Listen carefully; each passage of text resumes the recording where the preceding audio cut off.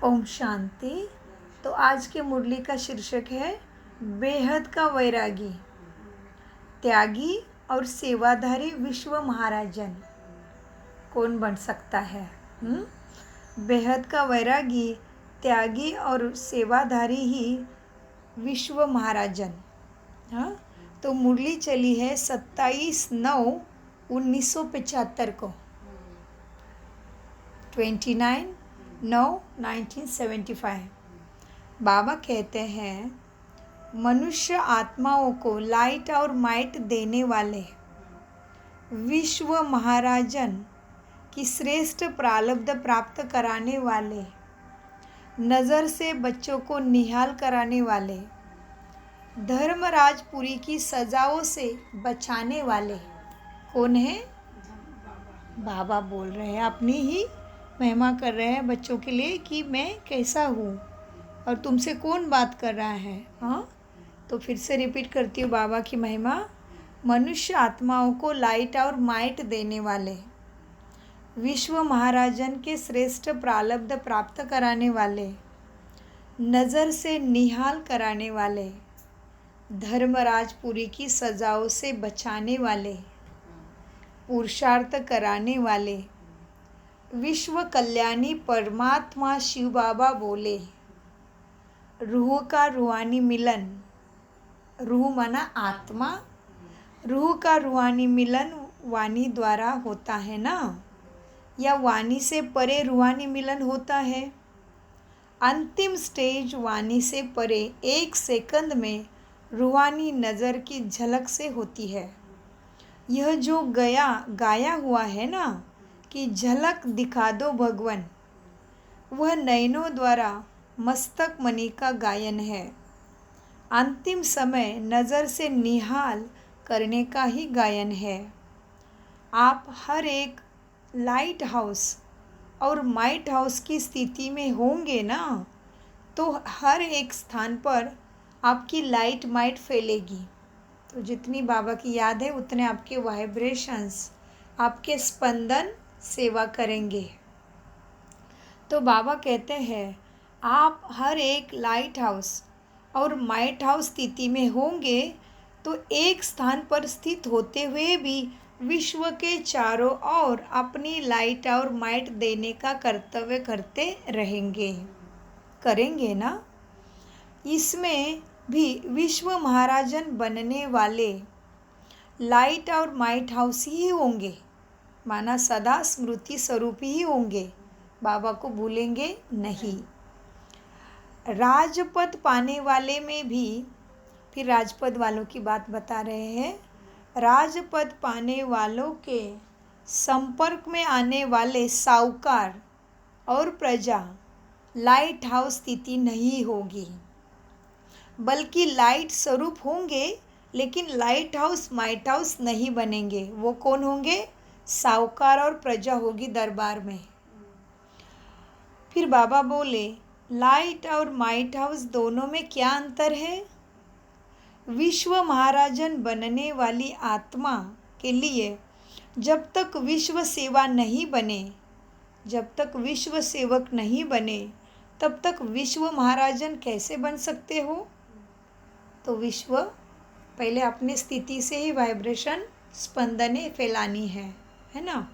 तो बाबा कहते हैं, विश्व महाराजन बनने के लिए जब तक विश्व सेवक नहीं बने हैं, तब तक विश्व महाराजन नहीं बन सकते। विश्व महाराजन बनने के लिए 3 स्टेजेस है, 3 स्टेजेस से पार करना पड़ता है।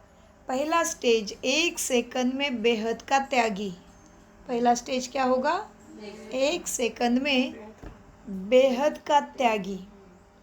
1 सेकंड में स्मृति आती है कि मेरा कुछ भी नहीं है यहाँ पे, मुझे उसके द्वारा खेलने के लिए मिला है। मैं आत्मा, ज्योति, बिंदु, चमचमता सितारा उसका है, बस याद में स्थित। तो पहला स्टेज है 1 सेकंड में बेहद का त्यागी। सोच करते समय गंवाने वाले नहीं, सोच में पड़ के उलझने वाले नहीं, तुरंत स्मृति स्वरूप। हाँ, तो पहले स्टेज वाले ऐसे होंगे। सोच करते समय को गंवाने वाले नहीं, लेकिन झट से और एक ही धक्के से बाप पर बलिहार जाने वाले। तुरंत मान लिया, हाँ बाबा आपका ही दिया हुआ सब कुछ है, क्योंकि एवं मैं भी आपका ही हूँ। यहाँ पे पाठ बजाने, भूमिका करने ही स्टेज पे हूँ। ऐसे एक धक्के से बाप पर बलिहार जाने वाले। दूसरी बात क्या होगी? बेहद के निरंतर अथक सेवाधारी। और तीसरी बात, सदैव बेहद के वैराग्य वृत्ति वाले होंगे। बेहद के त्यागी, बेहद के सेवाधारी और बेहद के वैरागी भी होंगे। इन तीनों स्टेजेस से पार करने वाले ही विश्व महाराजन बन सकते हैं। इन 3 स्टेजेस को पार करने वाले ही कौन बन सकते हैं? विश्व महाराजन। इन तीनों स्टेजेस से पार करने वाले ही विश्व महाराजन का भाग्य पा सकते हैं। साथ ही अंत में लाइट हाउस और माइट हाउस भी बन सकते हैं। सबको उनके द्वारा शक्ति जाएगी। तो अपने को चेक करो कि तीनों स्टेजेस में कौन से स्टेज तक हम पहुँचे हैं। स्वयं ही स्वयं का जज बनो। धर्मराजपुरी में जाने से पहले स्वयं ही स्वयं को जज बन के देखो कि मेरी आत्मा की स्थिति कहाँ तक है, मैं कितने गुणों में स्थित हो पाता हूँ, मेरे में कितनी अष्ट शक्तियाँ काम करती है, मेरे में कितनी % सहन करने की शक्ति, समाने की शक्ति, सामना करने की शक्ति, परखने की शक्ति, निर्णय करने की शक्ति, समेटने की शक्ति कितनी आई है। स्वयं का स्वयं जज करो धर्मराजपुरी के सामने जाने से पहले। बाबा कहते हैं, बच्चों देखो, अपने आप चेक करो कि तीनों स्टेजेस में कौन सी स्टेज तक मैं पहुंचा हूँ। स्वयं ही स्वयं को जज बनो। धर्मराजपुरी में जाने से पहले ही स्वयं स्वयं का जज बनता है ना, वही धर्मराजपुरी की सज़ा से बच जाता है। बुलावा आया है उड़ा, कोई तकलीफ नहीं, इसको कहते हैं धर्मराजपुरी से बच गया। वही धर्मराज की सज़ा से बच जाता है। बाप भी बच्चों को धर्मराजपुरी में नहीं देखना चाहते हैं। बाबा भी रास्ता बताते हैं, सीधा निकले, हाँ चुकतू करके, कहीं पे भी धर्मराजपुरी में नहीं अटको। तो किसके लाडले? बाप की हिसाब से वर्षा लेने वाले, गुरु के हिसाब से आज्ञा का पालन करने वाले, सदगुरु के हिसाब से पूरे वरदान के पात्र। तो धर्मराज से हमारा कोई संबंध नहीं, लेकिन आखिर में बाबा ही धर्मराज बनने वाला है।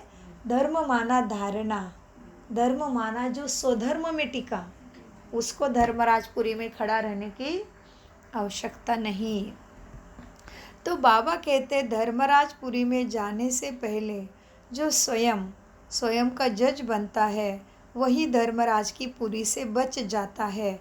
और बाप भी यही चाहता है।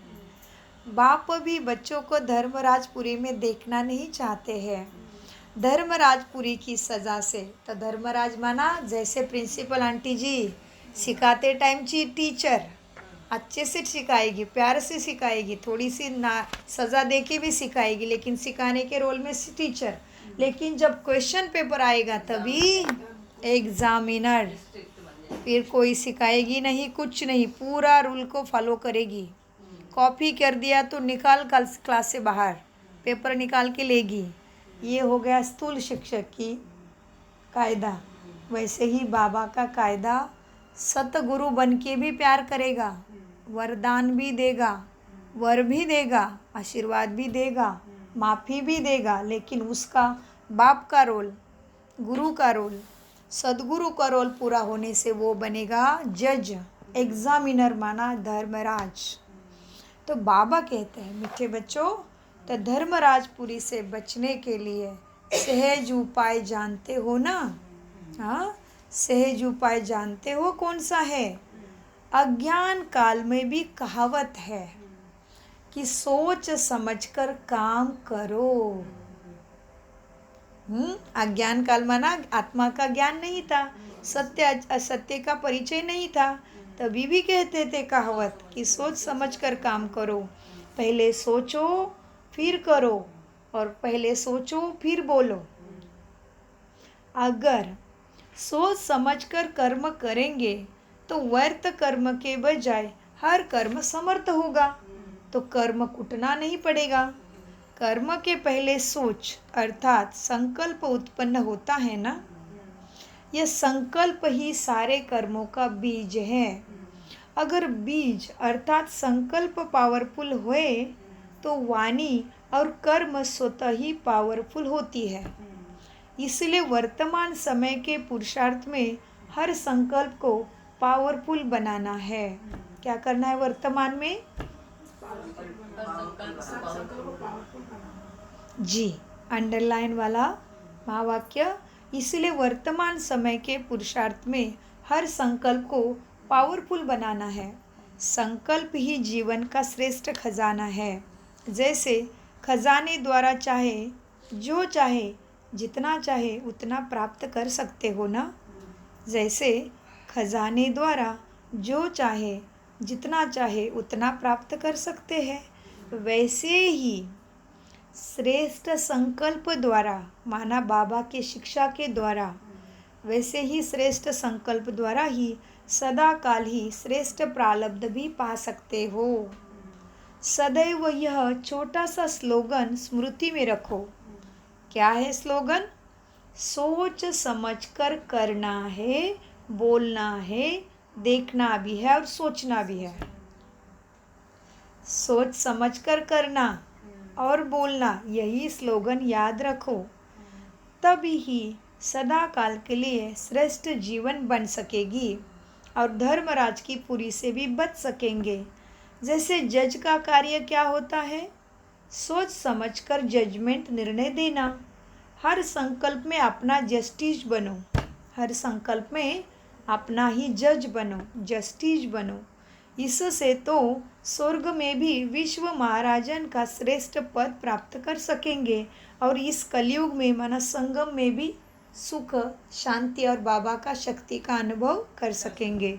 अच्छा, छोटी सी प्यारी सी आज बाबा की सतर्क रहने के लिए मुरली, ताकि बच्चे ज़्यादा योग में रहे और कल का लाभ ले ले। तो बाबा कहते अच्छा, ऐसे अति स्नेही सिखी लदे सदैव एक की लगन में मगन रहने वाले। तो ऐसे मैं हूँ, चेक करो। ऐसे ही अति स्नेही, अति स्नेही किसको कहते हैं? जो पूरा आज्ञाकारी है, निभाता है। अति स्नेही सिखी लदे सदैव एक की लगन में मगन रहने वाले, लास्ट सो फास्ट। अंकल जी जैसे तैयार है, बस ज्योति जगने की बाकी थे। So last so first and first के डिवीजन में आने वाले तीव्र पुरुषार्थी बच्चों को बाप दादा का याद प्यारा और नमस्ते। हम प्यारे बच्चों का अति स्नेही सिखी लदे सदैव एक के लगन में मगन रहने वाले, लास्ट फास्ट जाने वाले, फास्ट सो फर्स्ट डिवीजन में आने वाले प्यारे तीव्र बच्चों का बाप दादा को अनगिनत याद प्यार, गुड मॉर्निंग और नमस्ते।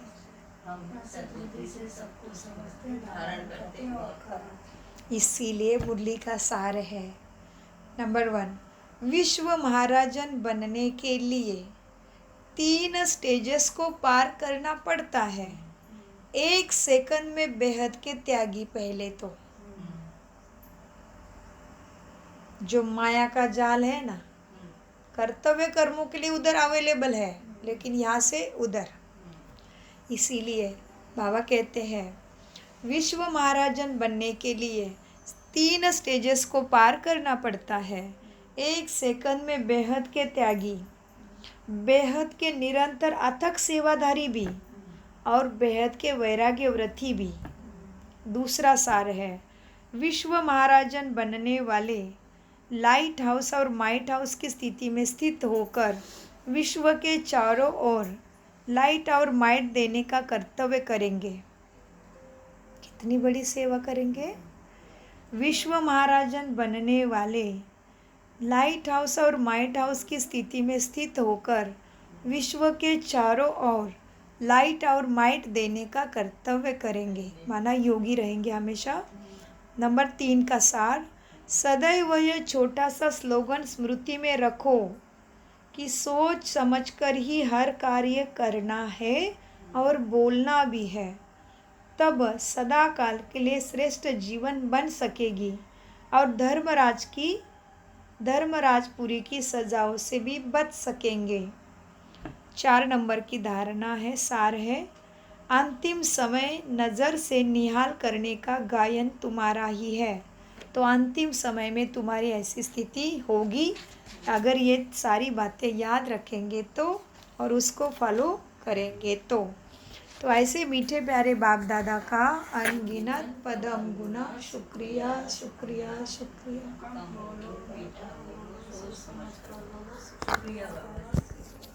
मीठे प्यारे बाप दादा का अनगिनत शुक्रिया।